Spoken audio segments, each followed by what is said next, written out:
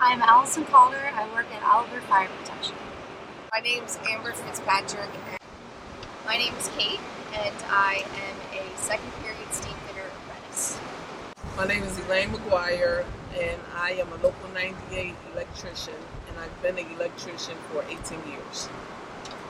Sure, my name is Stephanie McClendon, and I am a glazer.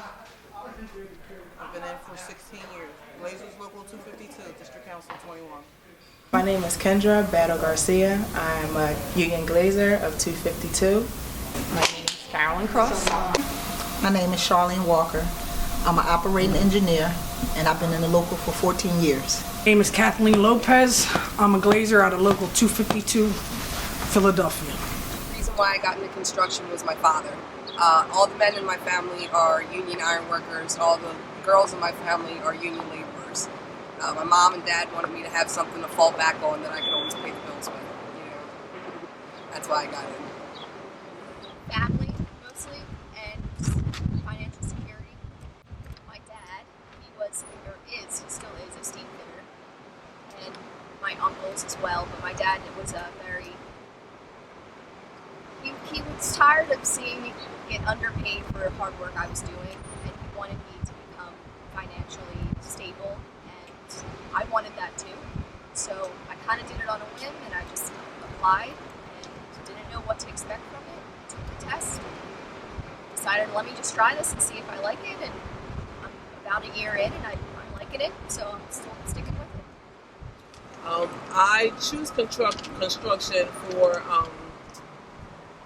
a better upbringing for my children. I was a single parent, raising 4 boys, so it was a choice that I thought was the best choice for myself and my family, and I was introduced from a program that Turner Construction had at University of Penn, and I began with University of Penn, my first job, working from the neighborhood into in at Penn. I chose construction because I like the end result, seeing my work, things I've done, and what led me to this is the fact that I became a homeowner at a very young age, and I didn't have enough money to do the repairs myself, so I sort of taught myself.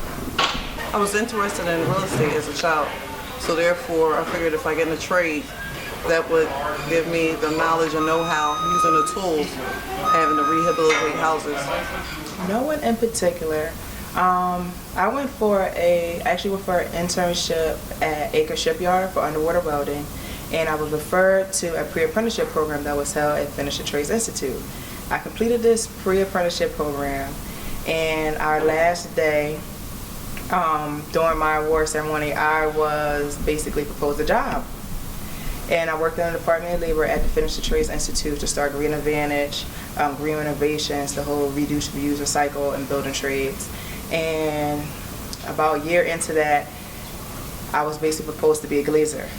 At that point, I had no idea what a glazer was, and no idea that I would go from an office to the dirt. But I said yes because of the ongoing opportunities of a pension. Like I had a contractual, it was on contract. This way I'll be building to a career, and I have a pension and benefits and everything like that. So I guess construction chose me. I chose construction because it's a good living for financially pays the bills. Truth. Yes, my father was a crane operator. I always wondered why he wanted to go to work every day. Now I know. I wanted to go to college and be an architect, but I never realized that dream, so this is the next best thing. I would say the biggest challenge being a woman in construction is getting respect. When you first go onto a job, a lot of people think that you're either there just to mess around, you're there to, find a husband, something like that. You have to prove to people every day that you're there just for money, that you're there to feed your family. You're not there to play around. You're there to make a living. You're there for a career. That's what you have to teach everybody. You come across a lot of guys who either don't like you or they like you right away. And the ones who don't like you, you got to show them that you could do what they can do or you could do it better. That's how it is. Dealing with the men sometimes. some men just don't realize that what they're saying can be taken the wrong way from the female perspective, either as sexism or anything like that. But some men are great, so it's really, I think the men that are uncomfortable with women in construction are the ones that end up saying stupid comments or just little things that, might hurt you. But it's not even really worth it to say anything back. It's just kind of like, all right, you're going to have to deal with people like this, and you're going to have to deal with people that you don't necessarily agree with, but you still have to get the job done. You still need to keep working. Challenge is overcoming stereotypes and proving, I guess, myself to a man, but that's the biggest challenge. Also, I work with a lot of heavy stuff, which is physically challenging, but I think mostly dealing with the men is the biggest challenge. Can you be a little more specific? Just stereotypes about, my size and my gender, about whether I can handle the job. Also, when I put in suggestions or, offer any ideas, they tend to not take me seriously. Even if they come up with the same answer later on, a lot of times, because it comes out of my mouth, being an apprentice and a female, they just don't take you as serious. For me, my biggest challenge was being able to, I guess you could say, stomp with the big dogs.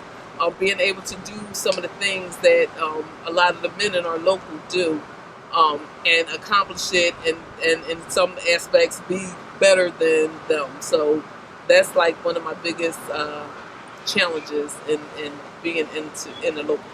You may want to fulfill your job, but if you have children at home, it's not easy to stay late all the time. You have to still go to another job after you leave work.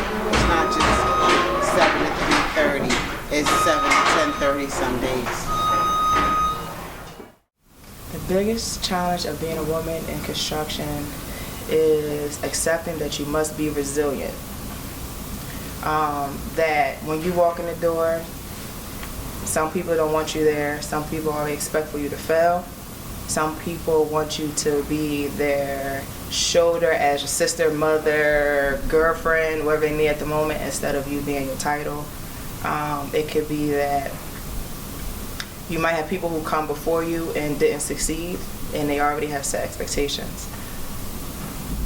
It could be, sometimes it's the fact that you don't have a bathroom with running water. That could be very hard, especially in the wintertime. I just had to put that in there. But that is the hardest part. And that when you're cold, they're complaining and you must not complain. You must keep it together. You have to be stronger than them. You have to, so you can call them the baby. Make sure you put that in the video. The biggest challenge of being a woman in construction is finding bathrooms. It's the truth. And really, I think that's probably the hardest part. The guys have been really nice to me. So. Conducting yourself like a woman at all times. That's very difficult in construction. Getting respect. Look at me in my eyes, not at my chest.